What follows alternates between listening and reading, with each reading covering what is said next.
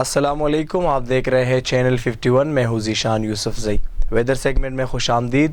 سب سے پہلے بات کریں گے شہر اقتدار کے موسم کے حوالے سے۔ اسلام آباد میں آج موسم شدید گرم اور خشک رہا۔ آئندہ 24 گھنٹوں کے دوران اسلام آباد میں مطلع جزوی ابرآلود رہے گا۔ رات کے اوقات میں آندھی اور گرج چمک کے ساتھ بارش کا امکان ہے۔ اور آپ کو بتائیں ملک کے دیگر علاقوں کے متعلق تو گزشتہ 24 گھنٹوں میں ملک کے بیشتر علاقوں میں موسم گرم اور خشک رہا، جبکہ سندھ، جنوبی وسطی بلوچستان اور پنجاب میں شدید گرم رہا۔ گزشتہ روز سب سے زیادہ درجہ حرارت نوکنڈی البدین میں 48 ڈگری سینٹی گریڈ، سبی، پشاور، اٹک میں 47 ڈگری سینٹی گریڈ، جبکہ بنو میں 46 ڈگری سینٹی گریڈ ریکارڈ کیا گیا۔